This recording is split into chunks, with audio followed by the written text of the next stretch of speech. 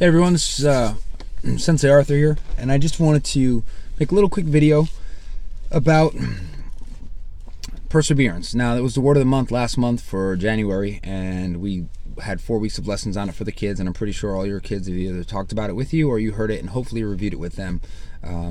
But perseverance is a huge character building word that is really important for kids being successful in school and sports and life. So yesterday in my leadership club, we actually I talked about perseverance as the main presentation for yesterday, and that wasn't my originally planned topic, but I thought it was so important because there was a perfect example to show kids where they can actually still go back and watch it so they can see perseverance in action. And that's pretty rare to see it happening in action. And so I'm talking about the Super Bowl. In the Super Bowl, you had 2 awesome teams this year that went out and they had great seasons.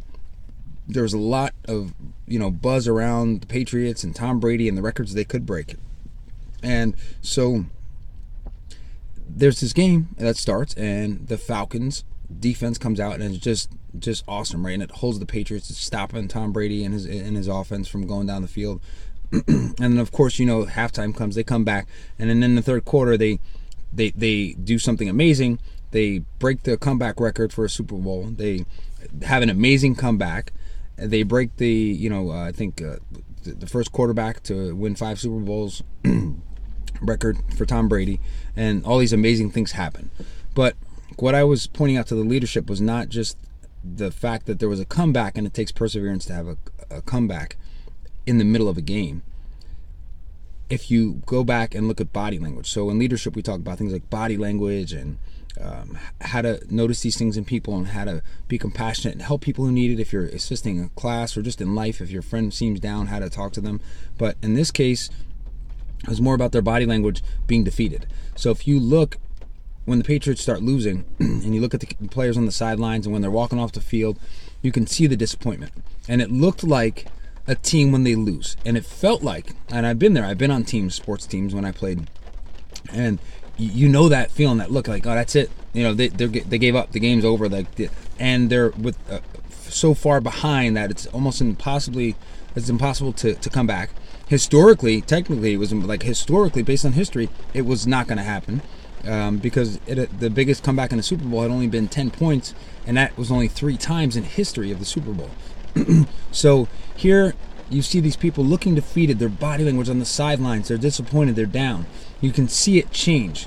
And then they go in the locker room and they come out and they just play different.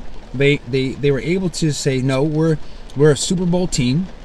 We are the best in the league, and we're going to play like that now. So whatever they did at halftime and got their heads back together and tightened up the game, they came out and they had to have perseverance to do that, because it's very easy to get into your head and start feeling sorry for yourself and feeling defeated and when you're losing. I mean, it happens. And so what I pointed out to the kids was, when you're playing games with your family, like board games and stuff, and you lose and get defeated and you get down, don't do that, because you didn't put any skill and effort into that. Where these football players, these guys, they put their heart and soul into playing and practicing and having an awesome season and strategizing to win and to be the best. And if they lose it, they can feel down. But everybody feels the same when they lose or when they feel down or they're told no. It's the same feeling. It's hard to shake it, but these guys shook it. They shook it, they came out, and they had this awesome comeback. And it was an amazing football game. Whether you like football or not, watch the game, watch the body language. You know the outcome already, but watch the process and see what happens. And not only that, Tom Brady didn't just come back. It wasn't just Tom Brady, it was a team. And I'll tell you why. Because there's other players on the offense. They have to catch the ball. They have to run the ball.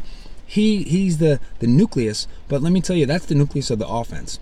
The defense also had to hold the Falcons from scoring again, and they did that too. So the Patriots as a team persevered tremendously in that football game. That was an excellent example of perseverance happening live in a short amount of time, which is very rare to see. Okay, so that's all I wanted to share with you guys. I hope you enjoy it, and I'll see you guys in school on the mat.